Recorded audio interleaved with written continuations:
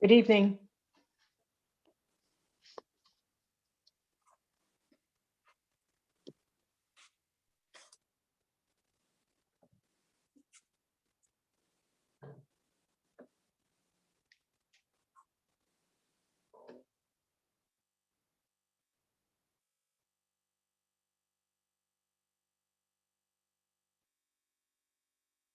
All right, ladies and gentlemen, welcome. Welcome to this talk on the Magilla. We're going to wait one more minute for everyone to get on.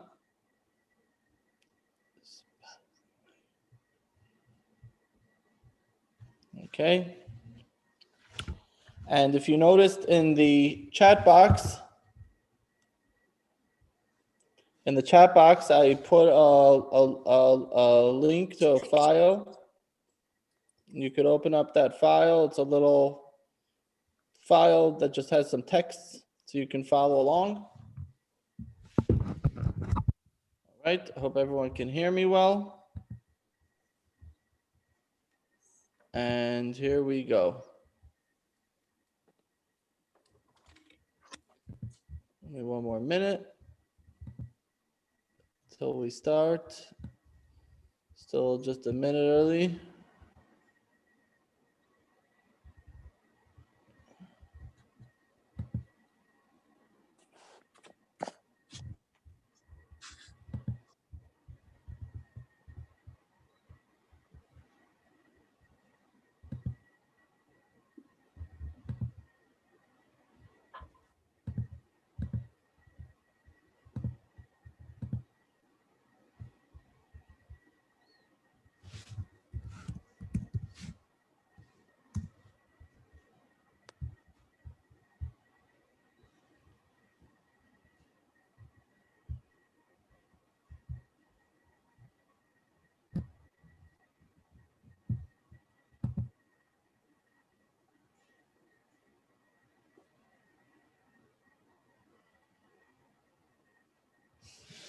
All right,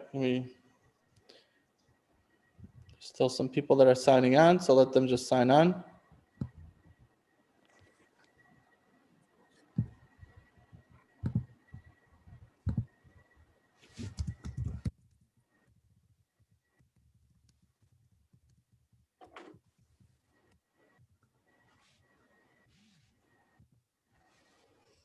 Okay.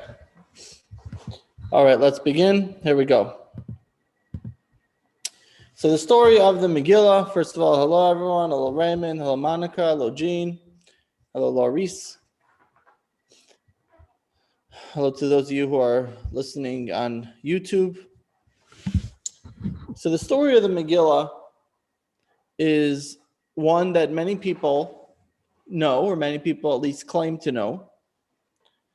And what I'm going to do today is piece together many aspects of the Magillah that perhaps you don't know.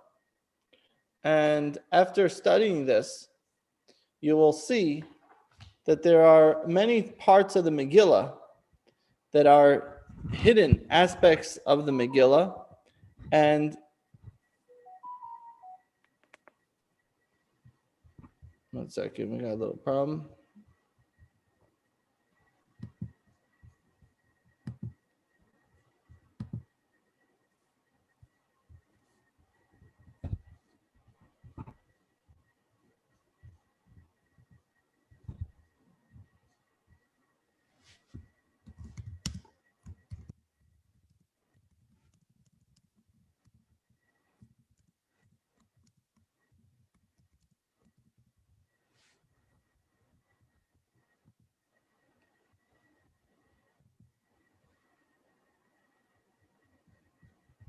Okay.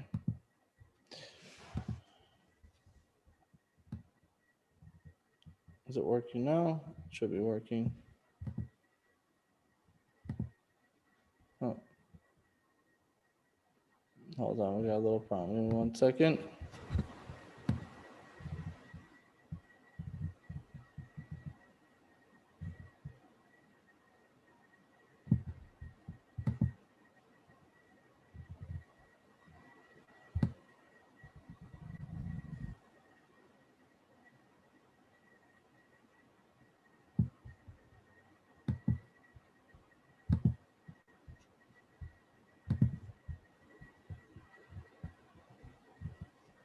Second, give me one more second.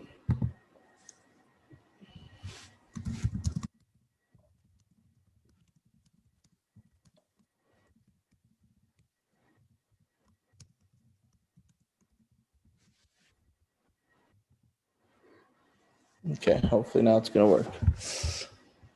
All right. Is everyone with me? All right. So the story of the Megillah, let's take a look at a few aspects to begin with. And we'll see that something about the Megillah all has a intertwining connection. And that is the idea of being hidden. First of all, let's take a look at the most common theme of Purim. On Purim, what do? We're known to dress up. Why do we dress up? Because the story of the Megillah is all about being hidden. It's all about hiding. It's all about hiding your face. It's all about not being seen. Where do we see in the story of Purim that it's about hiding? Well, let's start with the very name of the Megillah. The very name of the Megillah is Megillat Esther, the Megillah of Esther. Now, Esther, of course, is the name of the queen, but actually that wasn't actually her name. What was her name? Esther's name was Hadassah. Hadassah, which means comes from the word hadas, the myrtle, but literally the word Esther, now in Persian, it means beauty. But what does Esther mean in Hebrew? So in Persian, it means beauty, but in Hebrew, the word Esther means hidden. Where does it come from? It comes from a verse in the Torah. V'anochi haster aster panai bayem hahu. God says, and I will shine, and I will hide my face on that day. Referring to one day when we'll be in exile.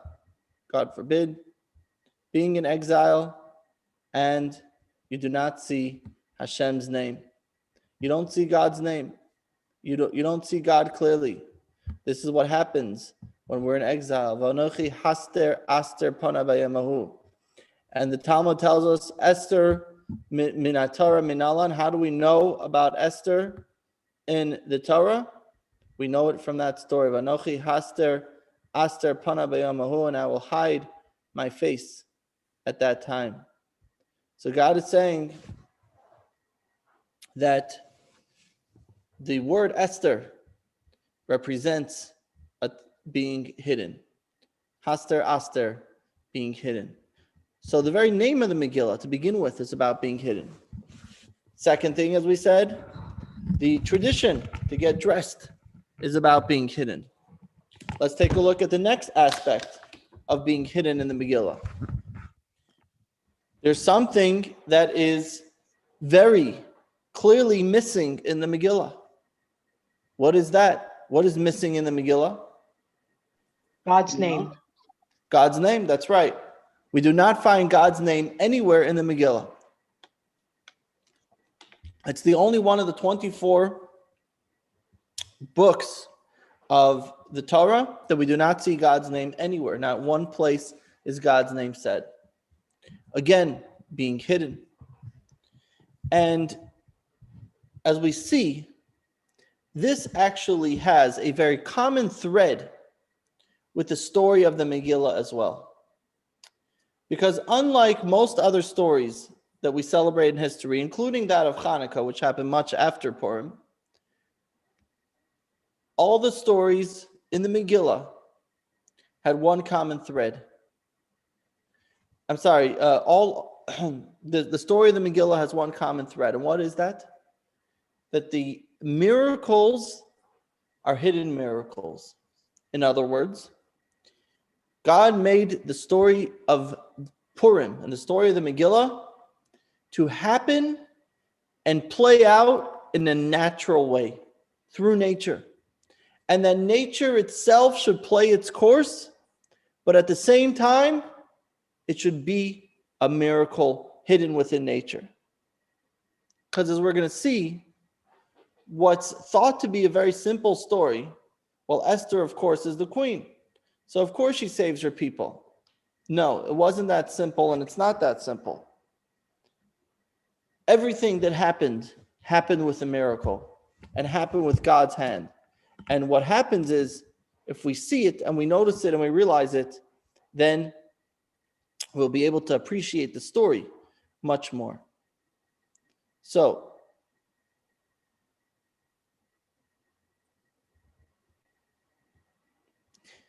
let's take a look at what happens in the story. Chapter number 1, there is a feast. As you see over there, for those of you who are following along on Zoom, you have the textbook, you have the text. By the way, sorry, one more thing. The name Purim is actually a Persian name. Where does the name Purim come from? Purim al Shem Hapur, for the lottery. But a lottery in Hebrew is not pur, is the word pur is the Persian name for a lottery. The Hebrew name for lottery is gorel. Again, we see the source of the miracle also being hidden within the name at the time. Let's give a little bit of a background to the story of Purim. The Jewish people have been living in Israel for close to a millennium. At the end of a 70-year exile, this is where the story takes place. At this point, the Jewish people, percentage-wise, there has been mass assimilation because they have been sent into exile. And they have been without a temple for the first time since the founding of the nation, when they built the tabernacle in the desert. This is the first time in history, as far as we're concerned, that for 70 years, they are without a home for God. They haven't yet built synagogues like you have today. So for 70 years, they're without a home for God, and they're living in exile.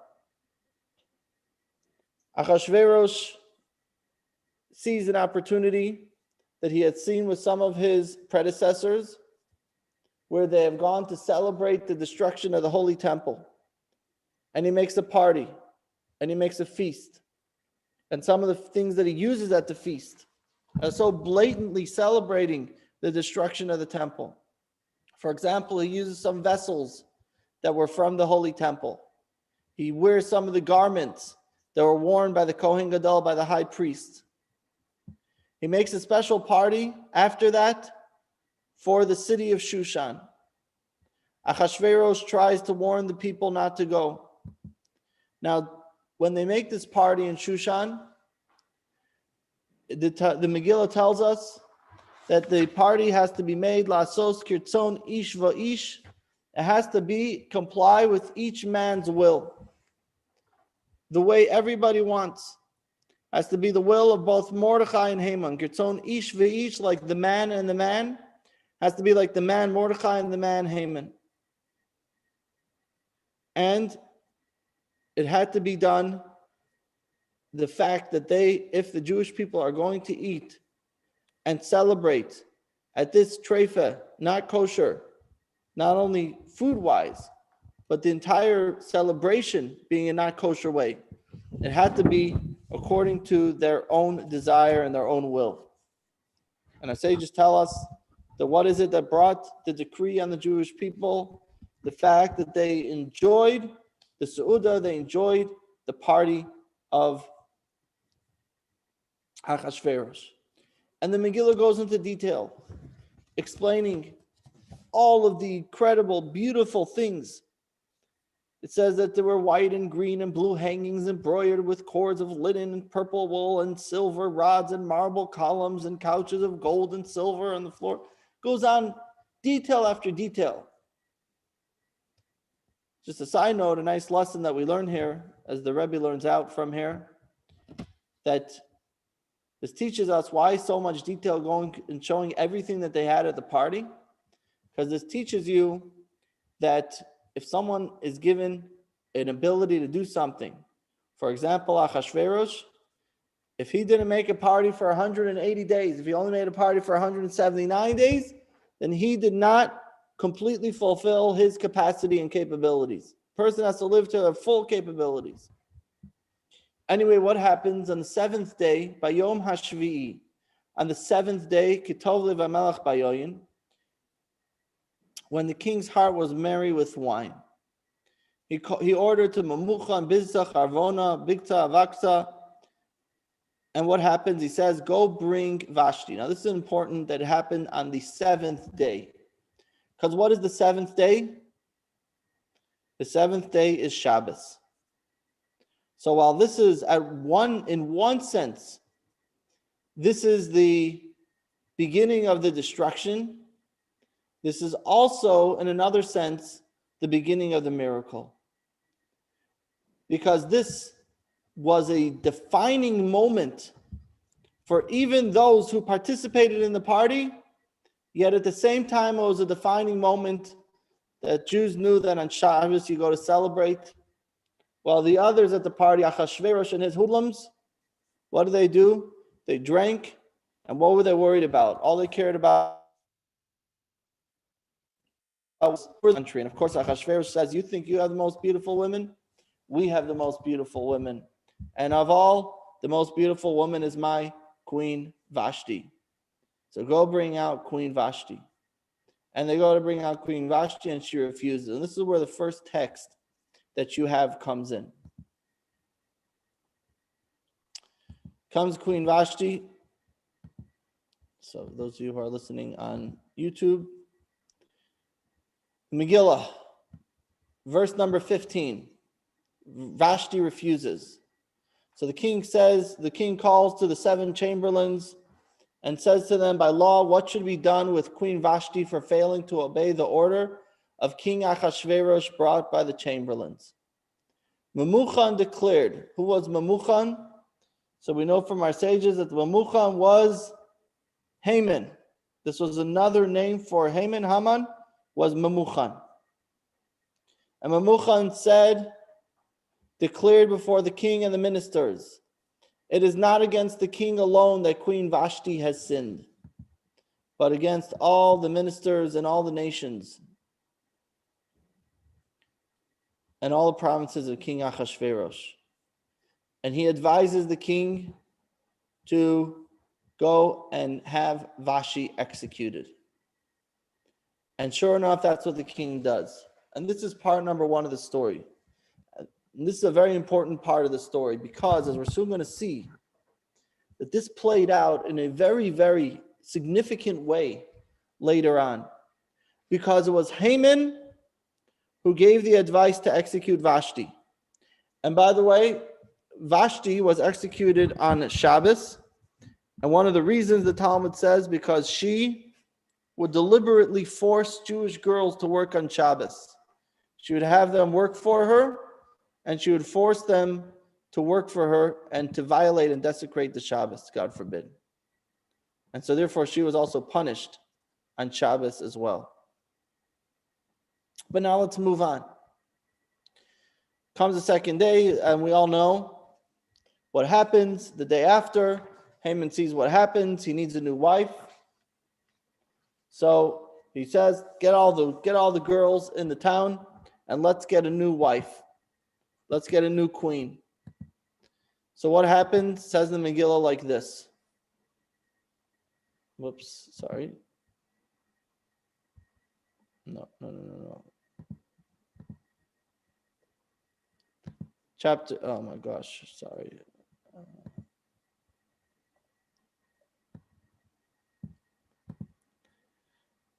Chapter 2, so the king's attendants advised, let beautiful virgin girls sought for the king, okay? And they said, go seek out all the beautiful girls, right? This is a story, everybody knows this part of the story. Then the Megillah says, there was a Jewish man in Shushan in the capital whose name was Mordechai, son Yair, son of Shimi, son of Kish the Benjamite. And he had a girl that lived with her. It said he raised his cousin Hadassah. So her original name was Hadassah, also called Esther, for she had neither a father nor mother. The girl was beautiful form, beautiful of age. And when her father and mother died, Mordechai adopted her as his daughter. All the while, Esther did not divulge. Okay, so what happens? And then, as we know, she is chosen to go to the queen, to go to the king. Now, here comes again this idea of secrecy. Says the Magilla, verse number 10, all the while Esther did not divulge her race and ancestry, for Mordechai had instructed her not to tell. Now let's see a few aspects about Esther, of her involvement in living in secrecy as she did. Well, of course, she didn't say who she was.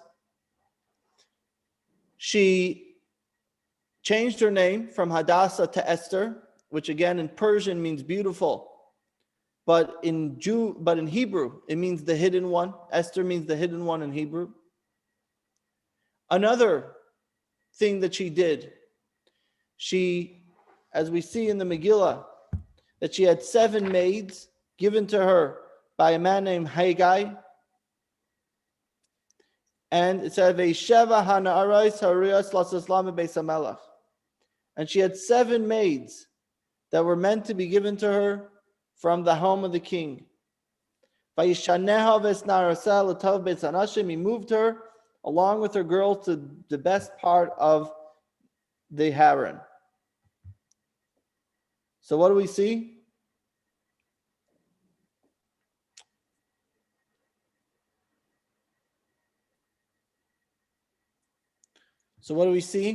That she had 7 maids that helped her out. This was very significant because what happened? This way, each maid did not really question who she was and what she was doing.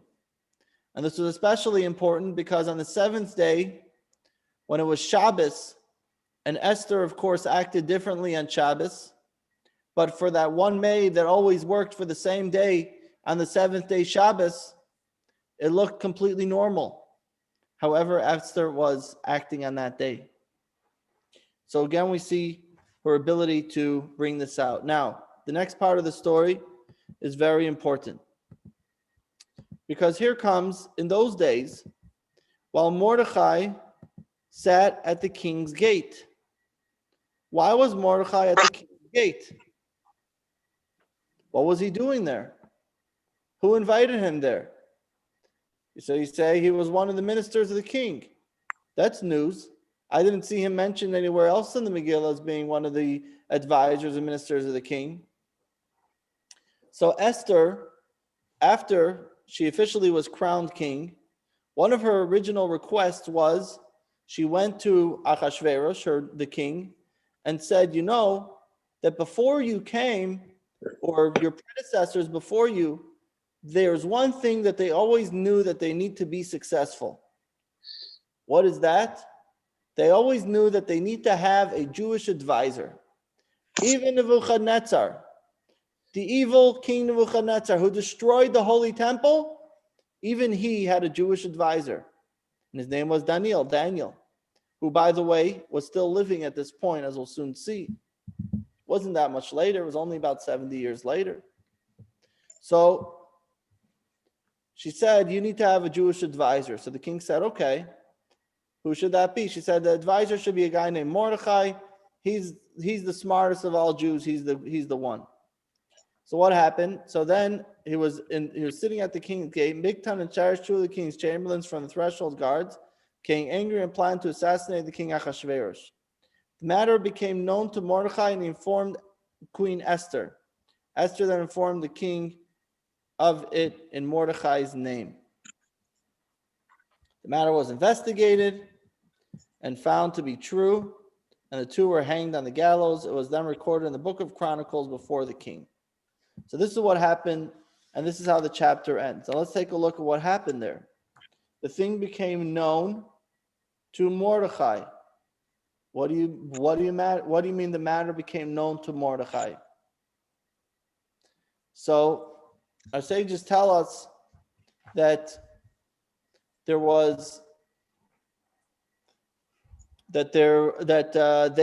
spoke a different language, Bigtan and Seresh. They realized that Mordechai was there, and they knew that if they're going to speak in Persian, then they would be caught. And any communications, if it was in Persian, they would be caught. And they said they need to speak in a different language. And they chose to communicate in the language called Tarshish, which was then a foreign language to those who were there, but these two individuals knew this language. Now, there's something that they did not know, and that is that at that time, Mordechai was a member of the Sanhedrin. Sanhedrin is the rabbinical court of 71 judges, and Mordechai was a member of the Sanhedrin, even from after the temple was destroyed. And one of the things that most members of the Sanhedrin needed, they needed to know many languages. And Mordechai understood this language because of that. And so therefore, it was Mordechai specifically who was able to pick up on this while nobody else was able to. And now it was written down, the story was written down, it was verified, investigated and verified, and they were hanged on the gallows, and it was recorded in the book of Chronicles before the king. Fine. This story comes to play later as it was written in the book of Chronicles. Now let's go to the next part of the story. Everyone's with me so far? And we're going to see after everything, how everything ties in incredibly and beautifully. Next part of the story.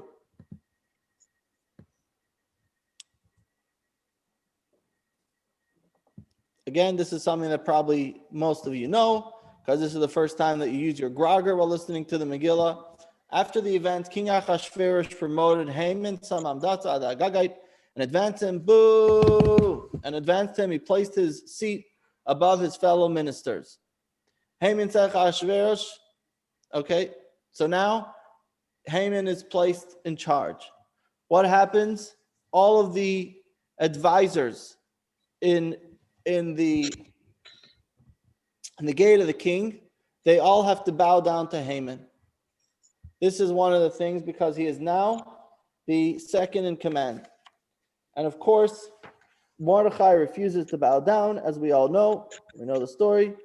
One of the reasons is because Haman had an idol embroidered on his clothing, or another reason because Haman made himself into a god, or another reason is they said Haman came to Mordechai and said, "Didn't your ancestors bow to Esav?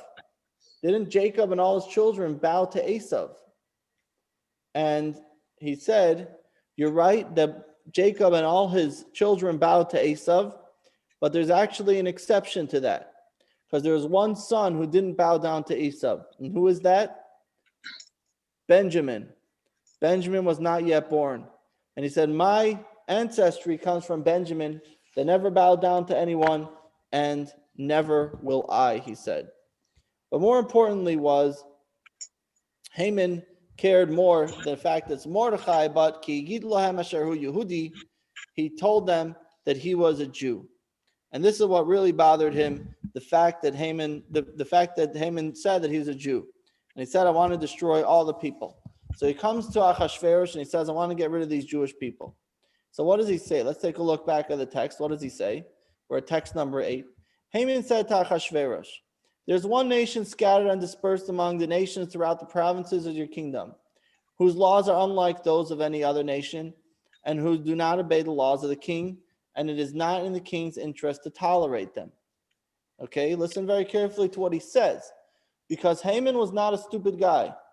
He was very, very careful and meticulous, and he also understood that if he lies to the king, then his plan cannot pan out. He had to tell the truth, and he did say the truth.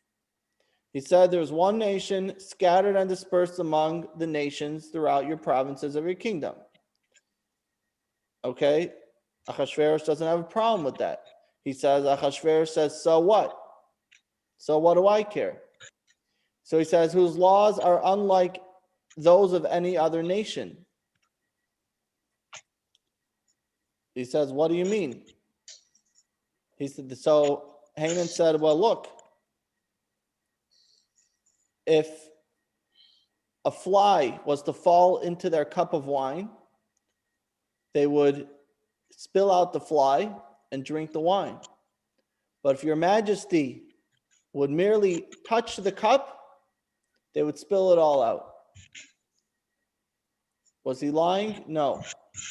This is what is mitzvah. You're not allowed to eat, not allowed to drink wine from a cup that an idolater touches, called Yain Nesach. Then he said, whose laws are unlike those of other nations and who do not obey the laws of the king. What does it mean do not obey the laws of the king? Achashverosh says, yes, they do. They pay taxes. He said, you think they pay taxes, but they don't really work. So Achashverosh said, what are you talking about? He said, take a look at their schedule. Every Saturday, they're off of work. Then it comes the first month. They have off 7 days or 8 days for Passover. The next month, they have off for Shavuos. The next month, they have off for Rosh Hashanah. Then they have off for Yom Kippur. And then they have off for Sukkot. Every month, they have another holiday that they're taking off. So you're worried about their taxes? They're not even working. They're lazy. Could you refute that? And so then Achashverosh says, oh, okay, well, you got something there. Because Achashverosh is most concerned. What does he care about? All he cares about is that they be good citizens paying taxes. So he said, you're worried about their taxes? If it please the king, let it be issued for their destruction, and I will pay 10,000 silver talents to the functionaries to be deposited into the king's treasuries. So Achashverosh says, don't worry about it. Keep your money. It's fine. I don't need it. We'll do without it. And at this point, the king takes off his signet ring, and as pointed out in the Talmud says that by taking off the signet ring, Achashverosh was able to do more destruction to the Jewish people than any predecessor before him. All he had to do was remove that ring and give it to Haman, and he officially did more destruction, or could have caused more destruction than any other predecessor before him. Anyway, when was this? It says in the first month, the 13th day, and Haman sends out edicts to all the people. Now, what are the edicts that he sends out? Because Haman, again, keeps this very, very, very, very hidden.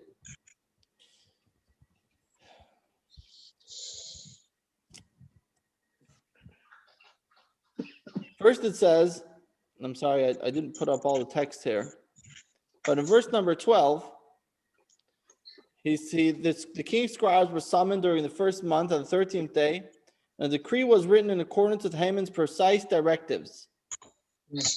What was the very first thing that he said? The first thing was that if you read very carefully, it was written in the name of the king Achashverosh, and it was sealed with the king's ring. Doesn't say what it was. Then it says, thus letters were dispatched by couriers to all the king's provinces to destroy, kill, and exterminate all the Jews, young and old, little children and women, a single day on the 13th day of the 12th month, which is the month of Adar. Their possessions are all to be plundered. So we see that there are two different texts over here. First, he sends out messages, and the message says that you're basically getting another message. So he's sending it to all of the town managers, leaders, whatever, the kings of the provinces, letting them know that you're getting another message, and the other message is to be kept silent and kept secret. And what is the other message? The other message is that it's going to be on the month of Adar, the destruction, etc., etc. Now, why did he choose the month of Adar? Well, Haman tried many months, but a voice came out from heaven saying, that's not a good month. For example, he said, let's try the month of Nisan, which is the first Hebrew month. Passover is going to bring the Passover lamb. Iyar, you have to count the Omer, and you have Pesach Sheni. Who's going to do that if you destroy the Jewish people? All right, Sivan, the next month. That's when you have the giving of the Torah, Mount Sinai. If there's no Jewish people, who's going to celebrate the giving of the Torah? And so on and so forth till he reached the month of Adar, and he couldn't find any holidays in the month of Adar. and he knew that something did happen in the month of Adar. What was it? The 7th Adar was the day of the passing of Moshe Rabbeinu. But there's one thing that he did not know, and that is that on the 7th of Adar, Moses was born as well. Right? So Haman and the king are now celebrating. Now Mordechai goes, he dresses in sackcloth and ashes, and he goes to the gate of the king, and he's crying. He gathers 24,000 Jewish children, and he prays with them. He prays with all the Jewish people, and finally he goes to Queen Esther. And he sends Esther through a messenger named Hatach. And the Talmud says that Hatach was actually Daniel. And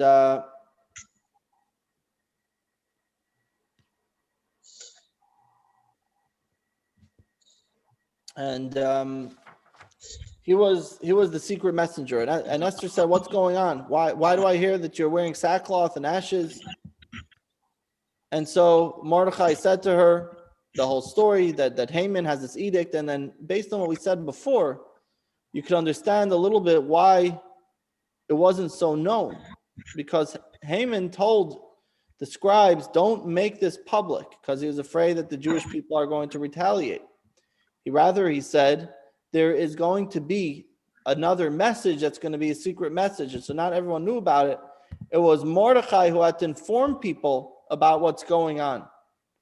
And then Esther said, "What could I do?" As we all know, she said, "If it's not 30 days, then I can't go to the king, and the king hasn't called me for 30 days.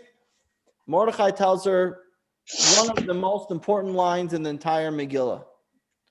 He says, "For if you will remain silent at this time, relief and salvation will come to the Jews from another source, and you and your house and your father will be lost. And who knows?" I'm getting a little text. I'm just going to mute. Okay. So who knows if it is not for just such a time that you reach this royal position. It's a very, very important line that we all have to always keep in mind. It's very typical for us to look at situations and say, somebody else is going to do it. Somebody else could be the savior. Who am I already? I'm a nothing. Mordechai says, you are placed in this position at this time, in this place, at this moment, and this is the time that you have to shine. The miracle could happen from somewhere else. God could do miracles, but God wants that the miracle should happen through you, Esther. And again, what does Esther represent? Esther represents being hidden. So it could have been in a way that Haman could have dropped dead and everything would have not happened. But God wanted it to happen through the ways of natural order. And that's what Mordechai said. This is what has to be. So now what does Esther do? So you say, okay, Esther, she's the queen. She can do whatever she wants. Go to the king. She's the queen. No, that's not what she did. She did something that's actually very counterproductive to what needs to be done. Esther said to relate to Mordechai, go and gather all the Jews who are in Shushan and fast for my sake. Do not eat and drink for 3 days and nights, night and day. My maid and I shall also fast the same way. So her and her maids are also fasting. Then I shall go to the king, though it is unlawful, and if I'll perish, I'll perish. Mordechai left and did all as Esther has instructed him. What did she say? She said, I'm going to fast as well. And if you think about it, think that's counterproductive. We think that what would be the best thing for her to do would be to be more attractive to the king. This is the moment that you need to find your grace in the eyes of the king. What better way than to beautify yourself, to make sure you look healthy, that you look good. Instead, she fasted, she's not going to look healthy.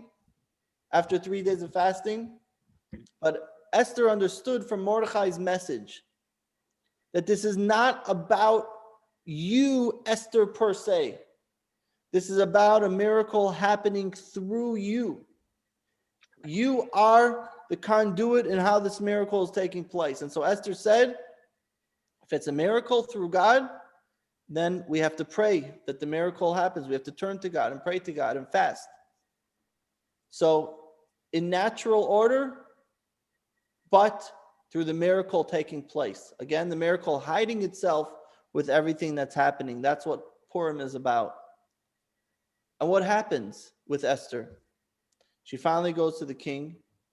And by the way, that year, the fast of Esther came out. If you read, if you see the timing before, so okay, I'm not going to go through all the timing, but basically came out that this whole story happened 2 days before Passover. And that year, the Jews in Shushan did not eat the Passover lamb. They didn't have a Seder.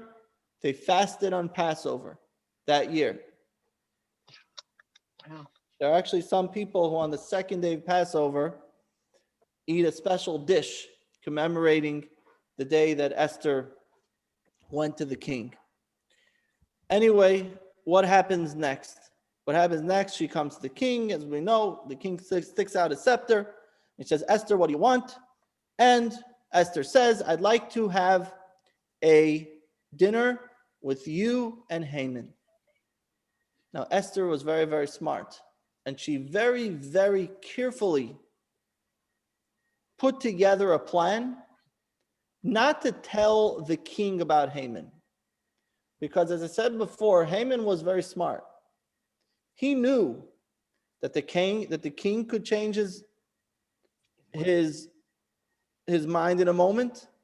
He knew that Esther could change his mind in a moment. He knew he couldn't do anything to Esther, but he knew he has to be very careful. And if Esther goes and tells the king, now this is simply from a strategic perspective. If she was to go and tell the king, look, this guy Haman look, I'm Jewish, this guy Haman wants to kill us all. What does Haman say? I'm sorry, I didn't know you're Jewish. I really didn't mean you. And she says, okay, but it was my people. So it says, well, I didn't say anything untrue. The king agrees with me. The king has the same problem with your people. I'm not going to hurt you. So what Esther had to do was to pin Haman to the spot that he has no ability to respond in any way. So first he makes this whole plan, but with miracles, it only happened with miracles that it played out. So what ultimately happened? He goes, they have a party, and as we all know, he comes to the king. The king has a party with Esther, with Haman. King says, well, what do you want? Esther says, I want you to come to another party tomorrow with you and Haman. And then I'm going to tell you what I want. And now you have two of the most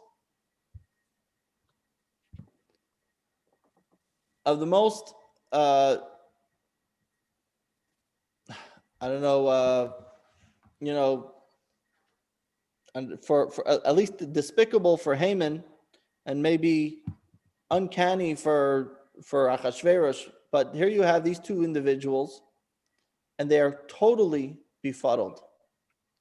Now, of course, Haman is very excited. He just got shown the greatest honor. He just got shown the greatest honor of his life. The queen and the king want to be with only him. But then he sees Mordechai, and Mordechai is not bowing, and he's furious. And then he goes to his wife Zeresh, who is also no goodnik. And Zeresh and all his friends said to him, have a gallows erected 50 cubits high, and tomorrow tell the king to have Mordechai hanged on it. Then you'll be able to go in good spirits with the king to the feast. Haman will be pleased with the idea. Haman was pleased with the idea, and he erected the gallows. Okay.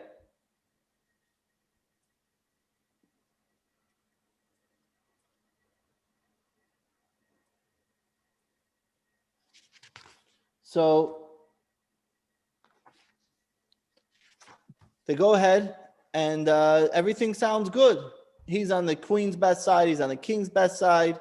The only one he needs out of the picture is Mordechai. He's sure the king is going to listen, which at that point, probably without the miracle that's about to happen, the king would probably have paid attention to what Haman was presenting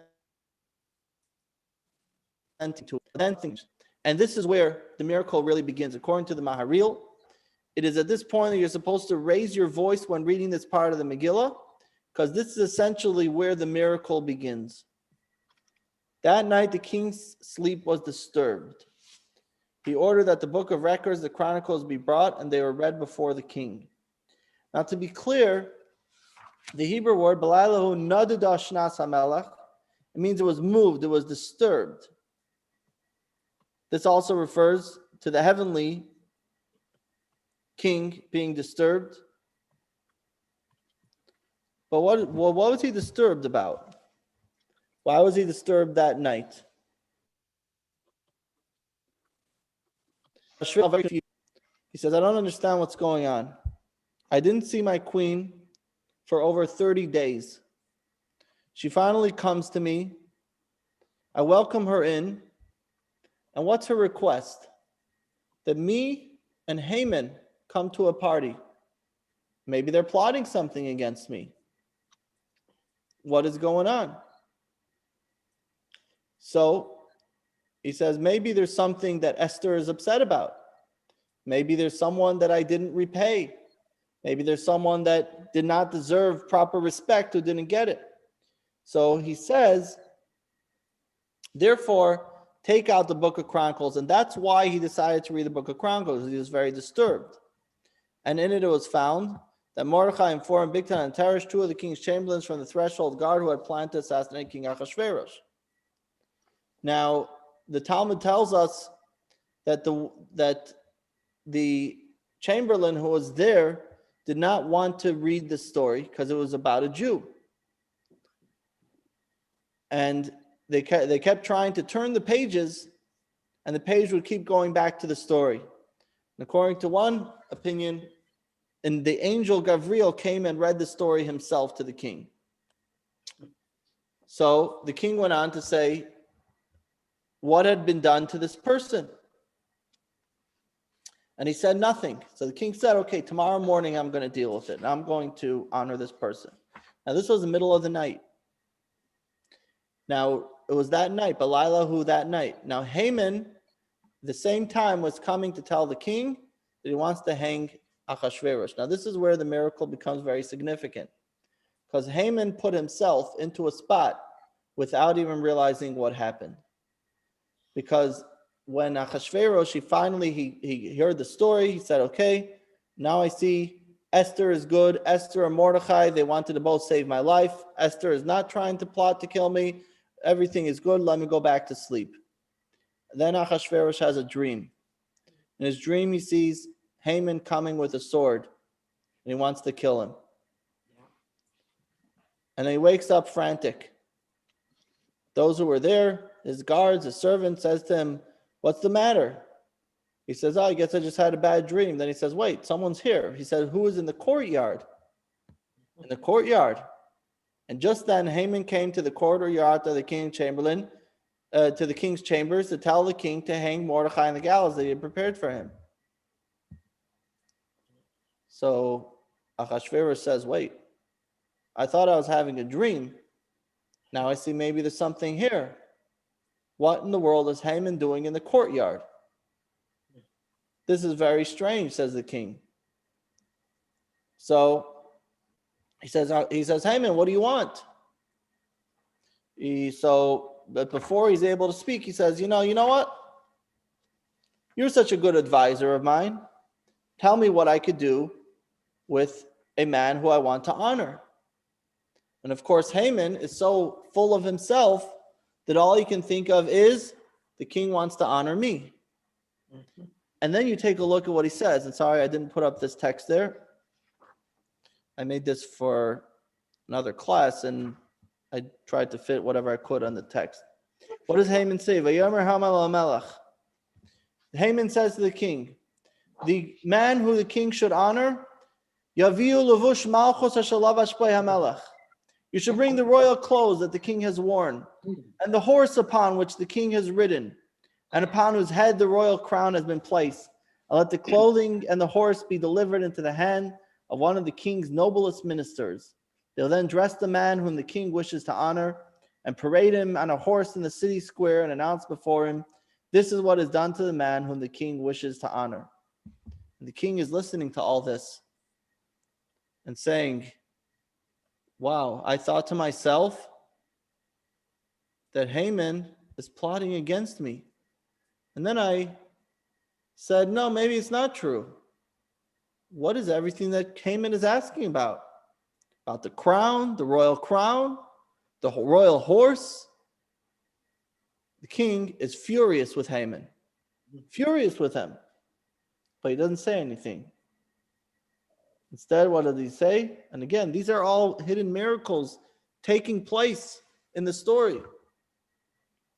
He says, Haman, go and bring it to Mordechai. He says, Mordechai, which Mordechai? He says, Mordechai the Jew. What Mordechai? There's a lot of Jews named Mordechai. He says, no, you know who I'm talking about, the Jew Mordechai, who is always by the king's gate. And here Haman wanted to go hang him on the gallows, and look what happens. This is what happens. This all happened within this chapter 6, which is just when the king was not able to sleep. And as the Talmud says, that just like the king Achashverosh, whenever it says king, it refers to the king of the king meaning to God as well. So going back to the originals, going back to the beginning, this idea of Mordechai sitting by the gate of the king, and what did he hear? He heard the story of Bigtan and Seresh. That was very significant, because that told the king that Mordechai was loyal, and that Mordechai is the most trusted one. And later on, after Haman is executed, the king knows more than anything that Mordechai is the most trusted one here. Again, all part of this hidden miracle.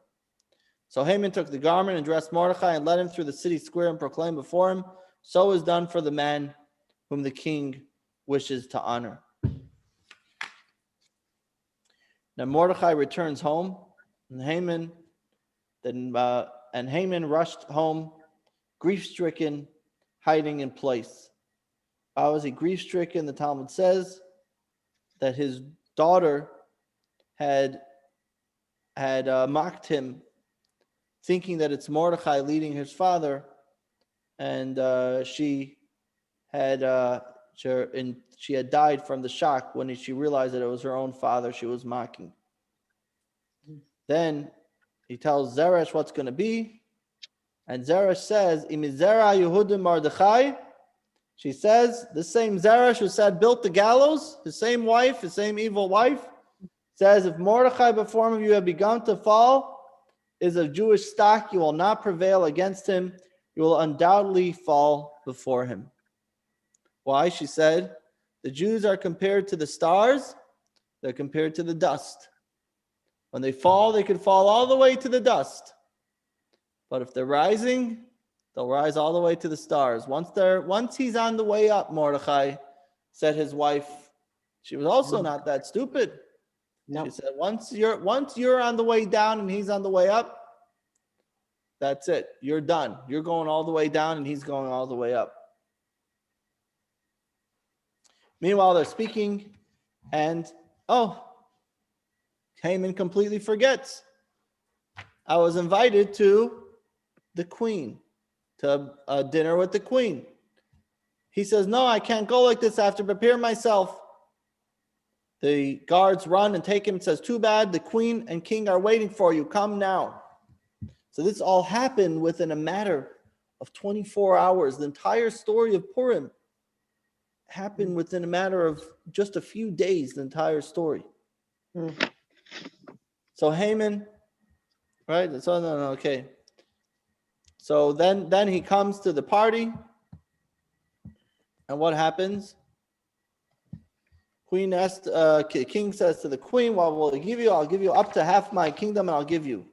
Queen Esther replied and said, "If I have found favor in your eyes, O king, if it please the king, let my life be granted me by my plea, and the life of my people by my request." And King Achashverosh says, "What are you talking about? What are you talking about? Your people?" Now this is where we see something very interesting. She says, then she goes on, she says, "For I and my people have been sold to be destroyed, killed, and exterminated. And if I had only been sold as slaves and maidservants, I would have kept quiet, but for the trouble would not be worth the king's bother." And she said, "Someone wants to destroy us, destroy my people." King said, "Who is this? And which one is he? Well, who has the audacity to do such a thing?" Now think about this. The king doesn't know that less than a week ago, he gave his signet ring to someone to destroy a people? And the answer is no. He was not on the ball. He didn't know what was going on. He didn't know that he had literally given his signet ring to destroy an entire nation. He had no idea what was going on with Haman. That's what he says. Who is this? And which one is he? Otherwise, he would have said, "Oh, you're a Jew?" That's not what he said. Remember, it only happened less than a week ago, the whole story. About a week ago. He said, "Oh, you're a Jew?" I didn't. He would have said, "Oh, I didn't realize you're a Jew." That's not what he said. He said, "Who is this? Which one? Who has the audacity to do such a thing?" And then what does she say? She says, "A man who is a persecutor and the enemy, this evil Haman." Esther replied, and Haman shuddered in the presence of the king and the queen. Now, as I said before, this was very important, Esther's setup, which was done brilliant. She had to set him up that he is not able to respond at all. Because if he had a chance to open his mouth, again, he could have said, "I'm so sorry, I didn't know it's the queen. Please forgive me." She put him in such a position that he was so unprepared, he couldn't answer anything. The king gets up, he's angry, he's furious, and Haman, so the king gets up, Elginas Habisan, and he goes out to, this is not in the text over here, but the text over there, but the text in the Magilla says, the king got up with his temper and went out from the wine party to the palace garden. What happened there? Why did he go to the palace garden? And so the Talmud says that there were some angels who dressed up like tree choppers, whatever they're called, and they started chopping down the trees from the king's garden. And the king said, "What are you doing here? Why are you chopping down my trees? Why are you chopping down my garden? Why are you destroying it?" And they said, "We don't know. We're just following the orders of Haman. Haman told us to chop them down. He's the one in charge. So that's the one that I'm going to listen to now." And this makes the king even more furious. But then something else happens. Because now the king is not there. And who is left? Just Haman and the queen are left in the room. So meanwhile, Haman gets up to beg his life with Esther and say, "Esther, please, please, I didn't know you're a Jew. I'm so sorry. I didn't mean to hurt you. I didn't mean to," right? And so he's trying his last gasp at hope right now. He sees that everything is about to be over. And then another miracle happens. And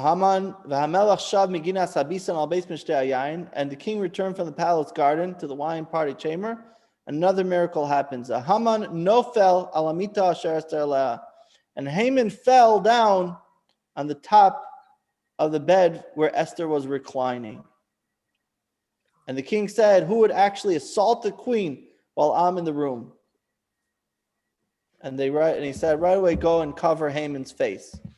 Now, he didn't say to go hang Haman. Not yet. First came along another individual. There's a man named Charvona. Then Charvona, one of the chamberlains that attended the king, said, in addition, there is the gallows that Haman erected for Mordecai, who spoke for the king's good, standing in Haman's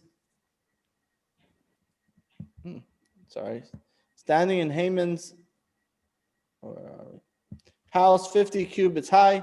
Hang him upon it, said the king. Now, Charvona, I didn't put this on here. Charvona is not the first time here that he's mentioned in the Magilla.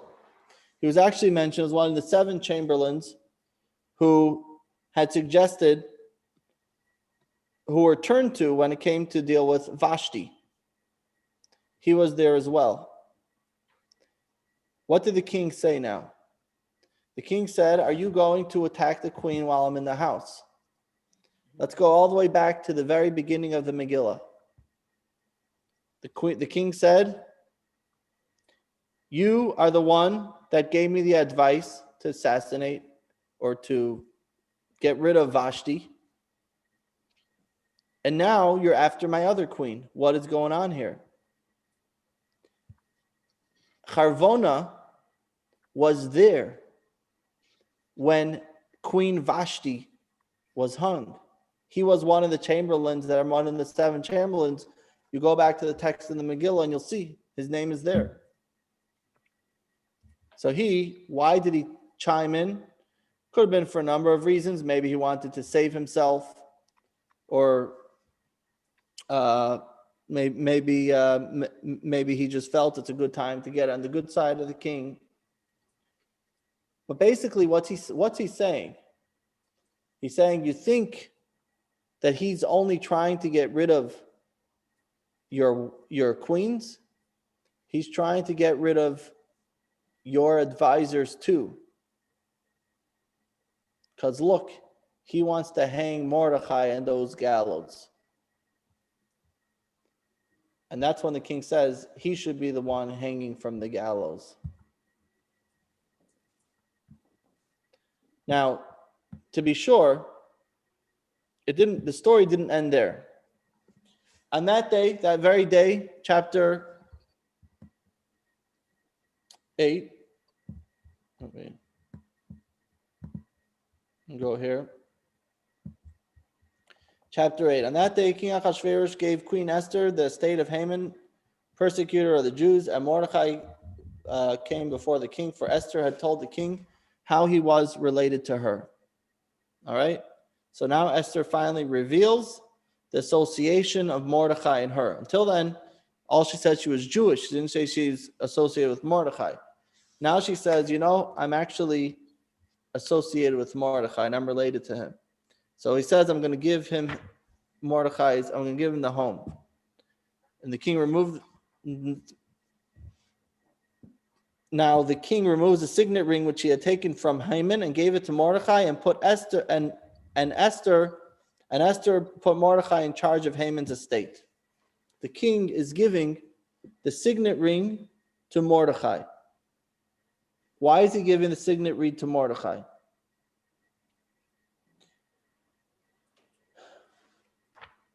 He's basically taking that same ring that brought about the destruction and is now giving it to the Jewish people. But understand that Queen Esther knows that this is not all over. Esther again spoke before the king and fell before his feet. She cried and begged him to nullify the evil decree of Haman the Agagite and the plot that he had plotted against the Jews. Esther knew that the king Achashverosh is not interested in this. And he doesn't care if the Jews go. He wanted to save his queen. Doesn't mean he cared about saving the Jews.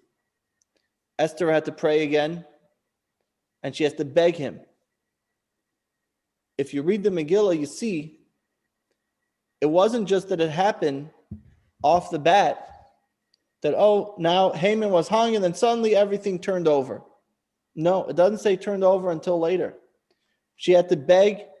She spoke before the king and fell before his feet, and she cried and begged him to nullify the decree of Haman the Agagite and his plot that he had plotted against the Jews. Because originally all that the king saved was her and Mordechai, not the Jewish people as a whole. And this is very important to note when reading the Megillah, which people don't understand. Meanwhile, as the Megillah goes on and says that he stuck out his scepter to Esther, and he says, the king says, I'm sorry, I can't do anything about the decree. And she begs him, please, please do something. So finally he says that if you want, you could rewrite the decree. And rewriting the decree says that if the Jewish people want to fight back, they're allowed to fight back.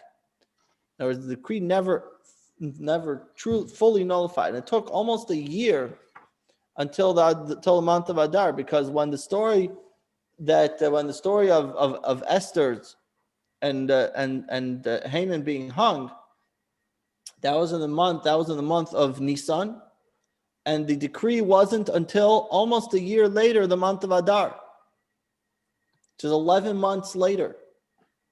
So now there's 11 months to figure this out. When was this second decree written? The Megillah tells us. In the third month, which is the month of Sivan, the 23rd day in the month of Sivan is when the decree officially went out. And what did the decree say? That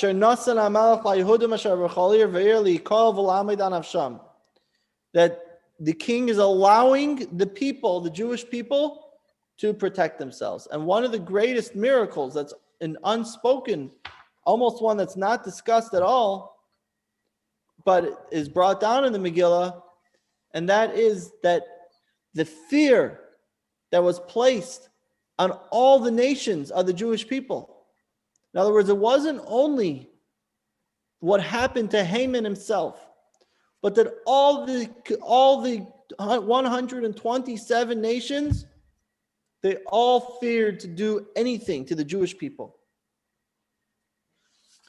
And with that, it goes on and it says how they eventually they had the battle on the 13th day, and they rested on the 14th day of Adar, and a year later they had it. And then in Shushan, she said, let's have one more day because we want to hang all of Haman's sons. So on the 14th day, they destroyed another 500 people, and they hung all of Haman's sons. And then they celebrated on the 15th of Adar. And this year, 15th of Adar comes out on Shabbos. It's what's known as Shushan Purim, which is celebrated today by any walled city that was walled at the time, together with Jerusalem and other walled cities. They celebrate Shushan Purim on the 15th of Adar. But this year that would come on Shabbos, so therefore they'll read the Megillah on Friday like we do. And eventually that brought about the ultimate celebration. Of course, the rest of the story of Purim, where it's v'napochu, that it comes out, and from that, and that's the point that it says v'napochu, and everything is turned upside down. Then it goes on to say that they celebrate the story of Purim with reading the story of Purim by giving out gifts of food, giving money to the poor, and having a festive meal. That this is the way to celebrate Purim. Now, with this, we just tying this all together.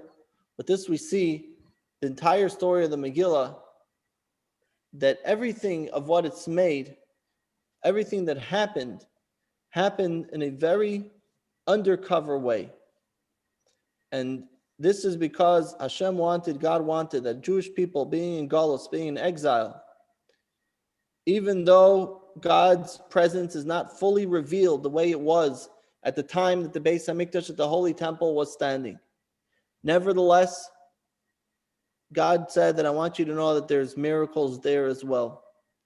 If you open up your eyes, you'll see the miracles. And this is ultimately the lesson of Purim.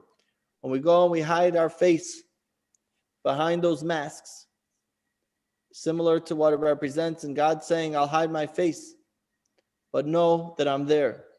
And this is if we open our eyes, we see how the miracles is with everything that happens in our life every single day is a miracle.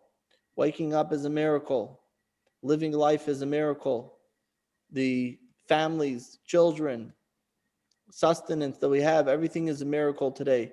If we just open up and see the miracle that's there, just like we see in the miracle of Purim. So it should be, as the Magilla says, La Yehuda Ma'asa'ira v'simcha v'sasan v'kar.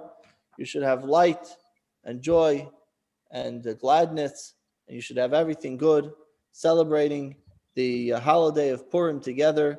And may we celebrate the holiday of Purim together in the Holy Land of Israel, in Yerushalayim, in Jerusalem. And when it comes Shabbos, we should be able to celebrate with them this Shabbos together on Shushan Purim, on the day that they celebrate Purim, and may be a time of joy and simcha, the ultimate simcha. You have to drink until you don't know the difference between blessed Mordechai and cursed Haman, and to celebrate celebrate without boundaries, and that's what that's what the miracle of Purim is. Celebrating without boundaries, ultimate joy, knowing that everything that happens, incredible miracles. That's what we learn from the miracle of Purim. And remember to do the mitzvahs of Purim. We're going to have a Magilla reading here at 2:00 on Friday, an outdoor Magilla reading, also an indoor one.